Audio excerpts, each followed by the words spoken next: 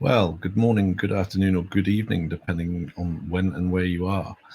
My name is Eddie Ludlow. I'm the founder of the Whiskey Lounge, and I'm here to present to you another Festival in the Box 2.0 session. I'm delighted to introduce to you Mr. Daniel Szor, who is the founder and owner of the Cotswolds Distillery. He's going to introduce the Cotswolds Founder's Choice, which is the selection for the Festival in the Box. So grab a bottle, if you haven't already, from your pack of the Cotswolds Founder's Choice, and we'll get going. Dan, good afternoon. How are you? Hey, Eddie, I'm doing great. Thank you very much for having me. Good to see you. Good to see you. It's been a little while, actually, since we spoke last, but it has, sort of back in the dark days of the worst of the lockdowns, and now things are a little bit better. I'm talking to you from the distillery, and we have visitors, we have a cafe, we have things going on, we have smiling, happy people. We're happy. No, that's great to hear. Great to hear. It's obviously not the case all over the country, but at least you guys have been able to open up to a degree and get people back in. Yeah, our tours are limited to 6 per tour, but 6 is better than nothing, which is what we've lived with for a long time. And we have hope that maybe later in the summer we'll be able to open up a bit more, start doing some master classes again, and the weather's good. We're pretty happy. I was going to say, that's probably the most important question. How's the weather?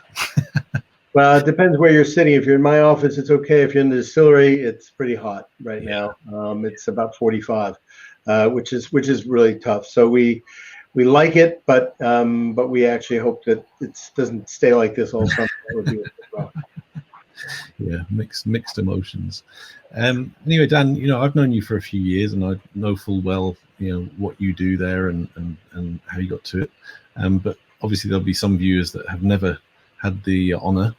So if you wouldn't mind just telling us a little bit about yourself and how you got to be building a distillery, essentially.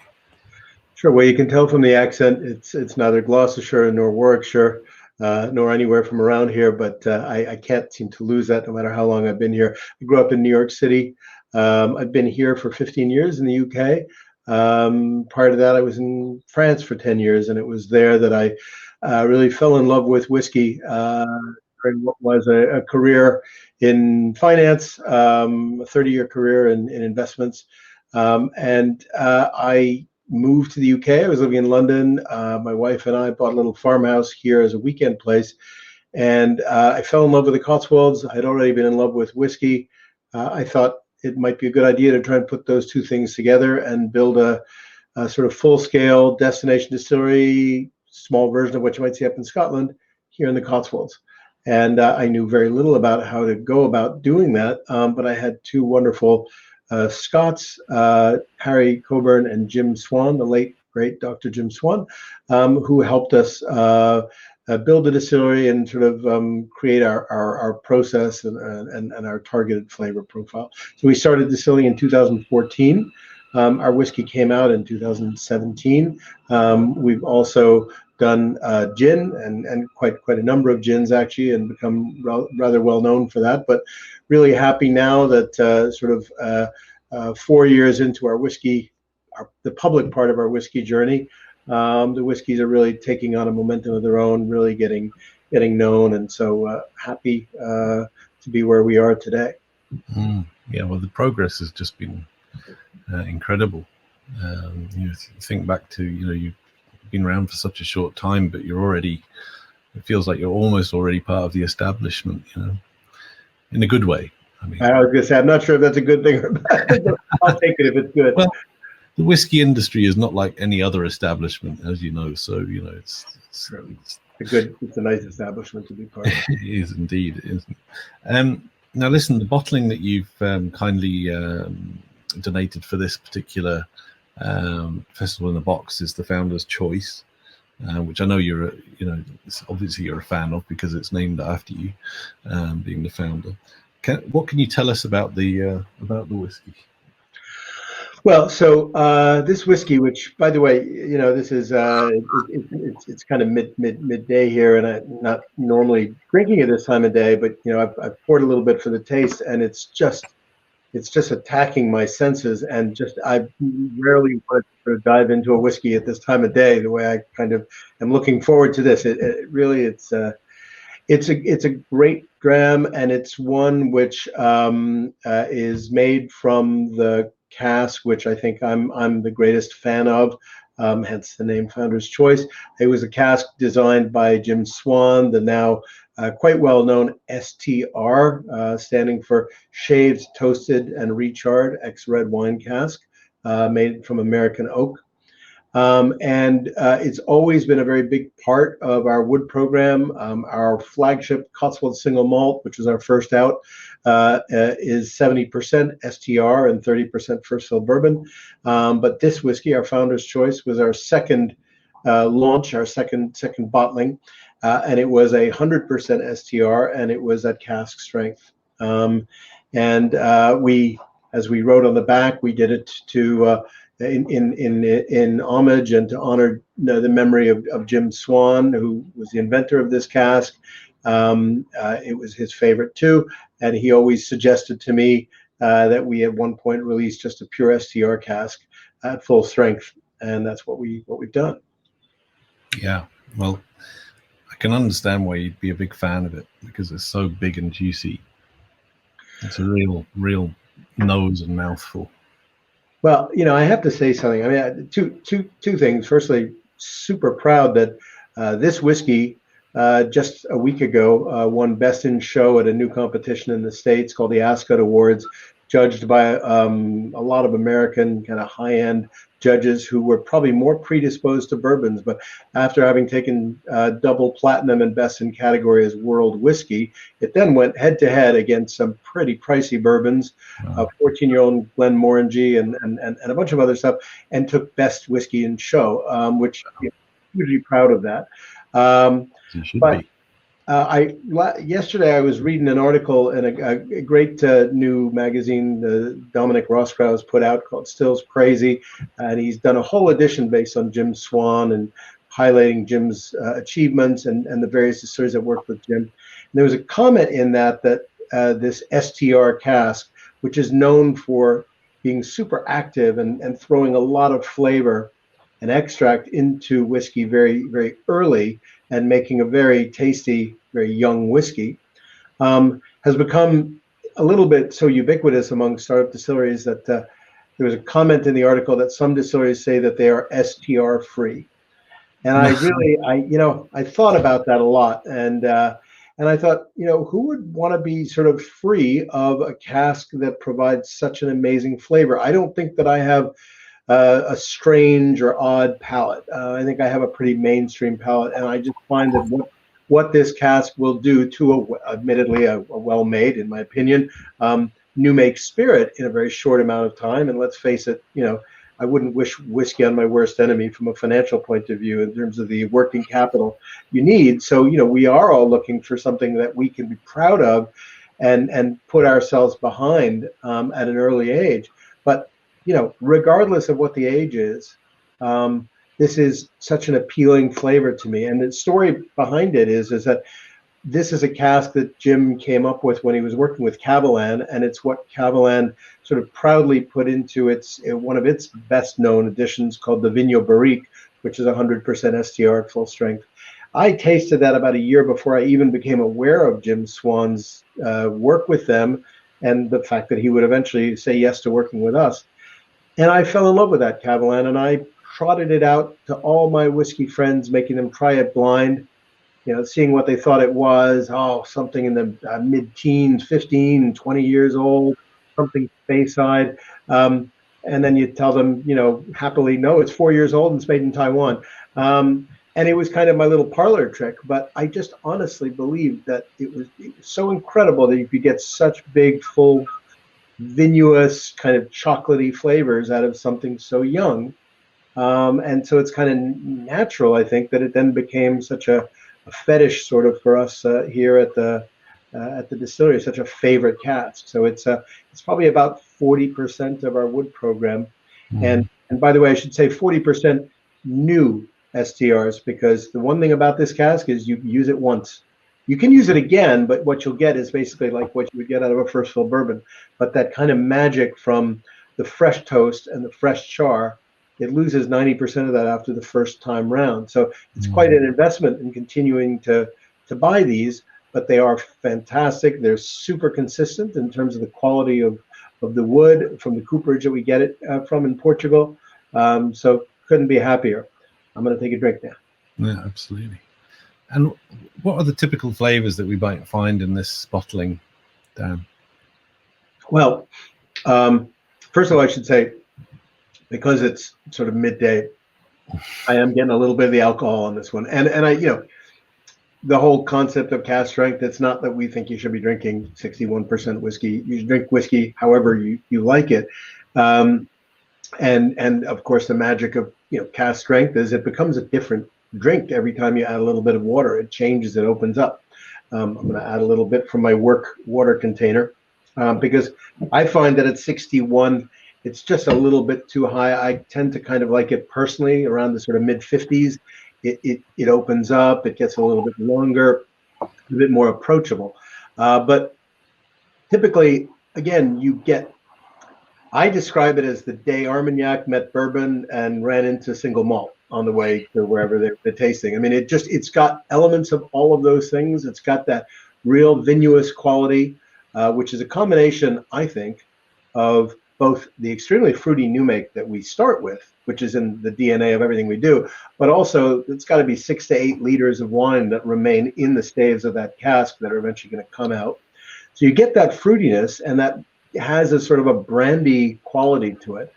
And then you get the char and the toast, I think, really working together to give you elements of what you would get in a bourbon. Again, you do get the wood, but I don't think too much. And you get those roasty kind of coffee and chocolate notes. And they all come together against a backbone of single malt, which I think is still the most noble of the grains.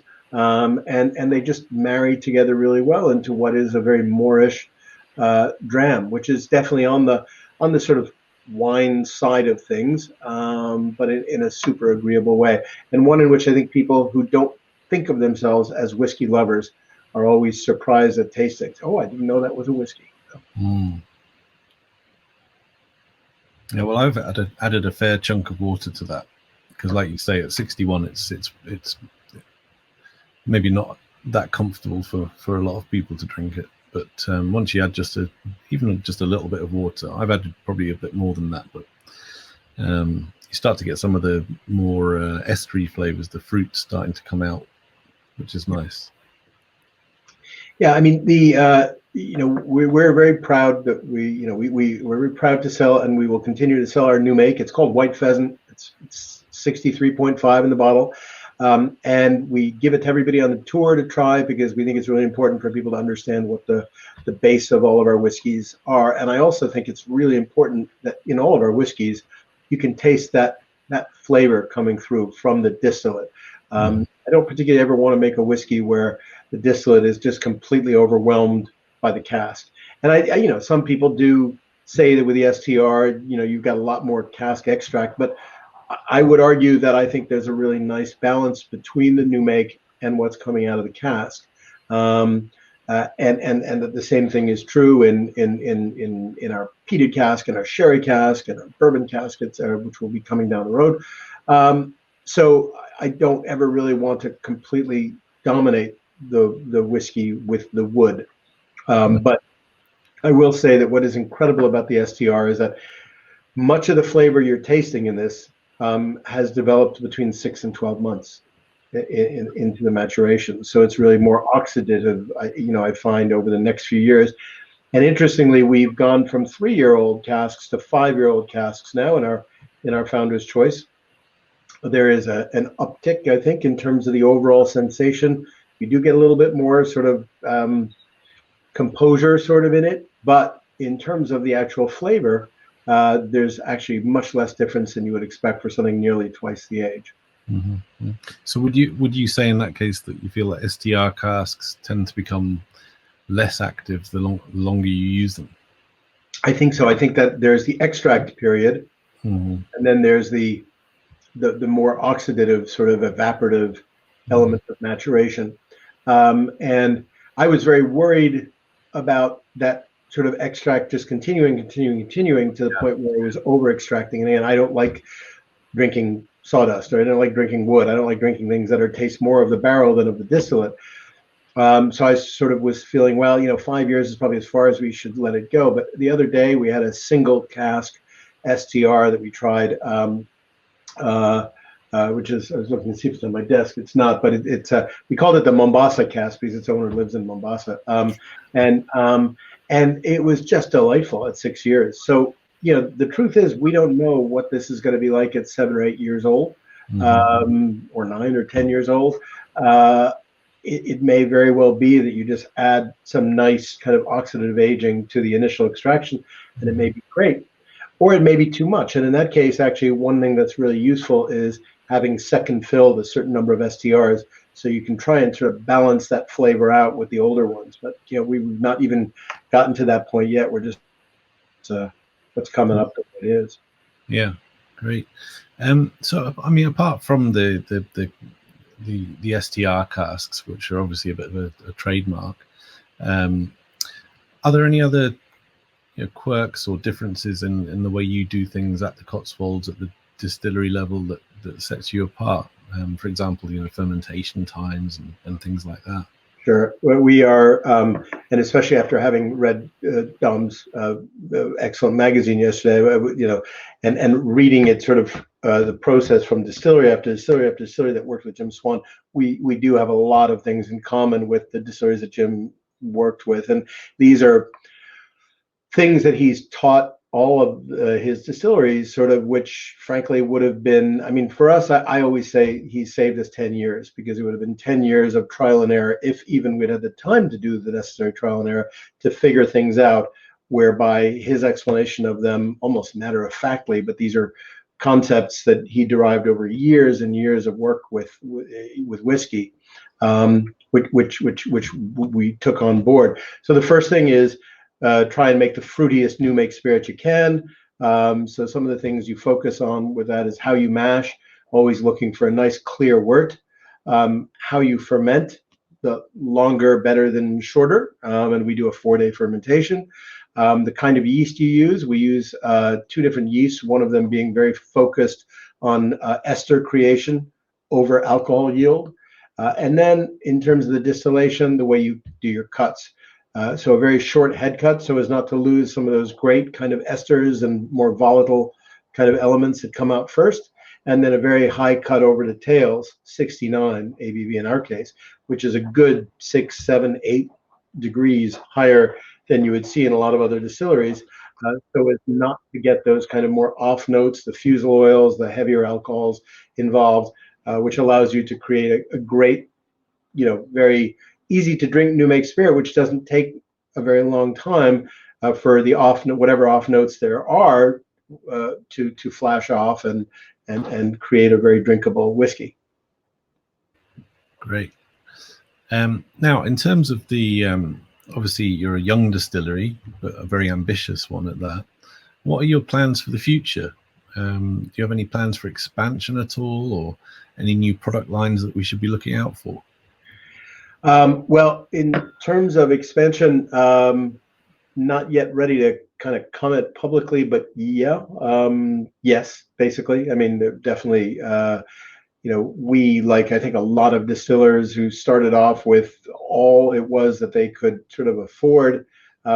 Let's put it this way: you don't see a lot of distillers walking around shaking their heads saying, "Oh, I just bought too big a still." It just doesn't happen. It's always the other way around. People always start and then realize that it would make more sense to be able to produce more. And we've certainly kind of hit a point where we have to face that reality, that the kind of growth we've seen in our whiskey is going to have to stop if we can't grow our whiskey production. So we are looking at that, and probably be hearing more about that over the next couple of months.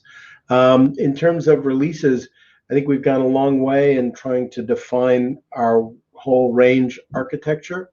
So we basically see ourselves with 9 whiskeys kind of as a company for the next 10 years, and there's probably already more than half of those that are already out. But we have a flagship, as I said, of which we're very proud, Cotswolds Single Malt. We will be coming up with another sort of flagship, which will hopefully be out in October. And then we have four, well, currently three, but soon to be four, what we call cask expression ranges, which mirror our wood program. So we have the Founder's Choice, which is our STR cask. We have a sherry cask, which was launched last year, which was a blend of our sherry casks. We have some wonderful sherry casks, which make up about 15-20% of our wood program.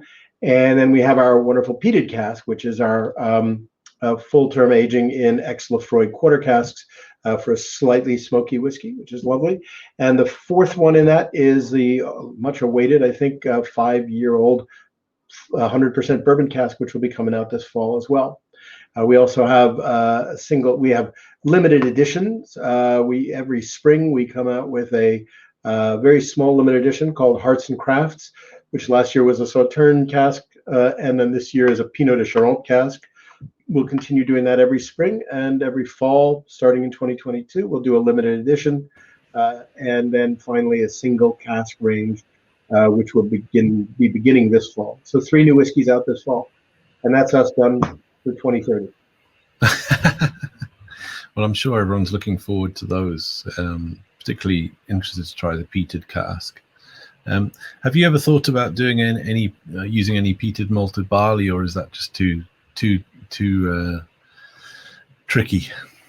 It's not necessarily tricky. It's a question of focus, really, and the time to do what we do. And I think that if we were to find ourselves in expanded whiskey production and basically producing more whiskey with every run, that would be buying ourselves a little bit more time, I think, to be able to do things that we very much would like to do and which we find fun, and certainly that's one of them.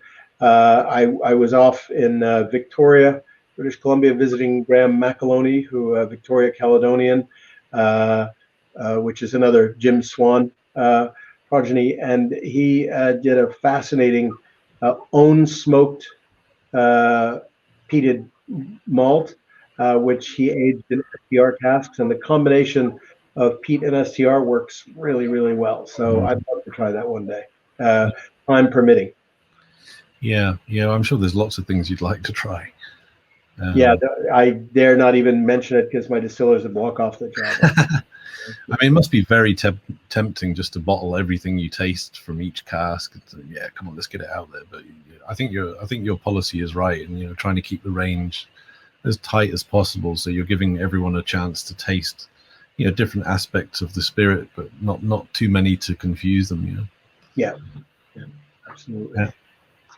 And just in personal terms, what's your feeling on the current state of the global whiskey industry? Is there anything particularly exciting that you can point to, or even concerning that you'd like to mention at all? Well, yeah, I mean, exciting is the continued emergence of smaller distilleries everywhere. Everything from in the planning process. I mean, there's one that's just been in the news over the last few days, Ardgowan in Scotland. So as much in Scotland as elsewhere in the world. So I don't think it's so much about world whiskey versus Scottish or Irish or traditional whiskey so much as it is big company whiskey versus little company whiskey. One of the things that I think is really exciting about the English whiskey scene, we were the 4th distiller in England to make whiskey, and now there's 33 according to the latest tally. And one of the things that's exciting about English whiskey is that they're all independent companies, and they're not afraid to be creative, try new things. And I think that's something you're seeing on a worldwide scale. So I think that's really wonderful. The only thing that scares me a little bit is just the continued expansion of whiskey production. And one wonders, whether, one always thinks about the 70s and 80s and the whiskey lock and is there a risk of that? And it keeps me up at night sometimes, but ultimately I think that if you are in the business of making whiskey, if you believe you make a good whiskey, you sort of have to get behind that and keep on going, because if you take English whiskey, for example, all of us put together, our entire combined production is less than half a year of a small Scottish malt distillery. So, it's very small, and I think what we do generally collectively for the category is a very good thing. We keep interest in the category, we grow interest in the category, and so I'm hoping, and I'm knocking wood when I do that, that there's a lot of good years left of growth in what we're doing. Yeah, I mean, well, you touched on it there, but the current English whiskey scene is incredible, really, when you think about it. Back in 2005 with the first one, and then it took quite a number of years before you guys and Bimber and so on joined the English whiskey revolution. But now it seems to be like a snowball rolling downhill. It's wonderful to see it. It's wonderful to see some of these distilleries now, more of them hitting their 3 years, getting whiskey out there. It's a great time to be in the business, and not that I don't love our gin, I do, but given that all of the investment, all the a lot of the pain and whatever was about the whiskey, it's great to now really be coming into our whiskiness, really. Yeah. Well, it must be a nice feeling to see what you've achieved, and be tasting what you've achieved. It must be a really gratifying experience. It's good. It's a lot better than the previous day job, I can tell you that. A lot more satisfying. Yeah, absolutely. Excellent. Well, Dan, thank you so much for coming on. Really appreciate you joining us, and it's always a pleasure to talk to you. And thank you for providing the delicious Founder's Choice. It's been a pleasure, Eddie. Thanks for having me. And I look forward to the not too distant future where we can get together and have a dram, beer, whatever. Absolutely. You got to come down and pay us a visit. We'd love to have you. I nearly did last year, didn't I? And then it just didn't happen. More to do with COVID, unfortunately. Yeah. Anyway, listen, thanks again, Dan, and look forward to speaking to you again very soon.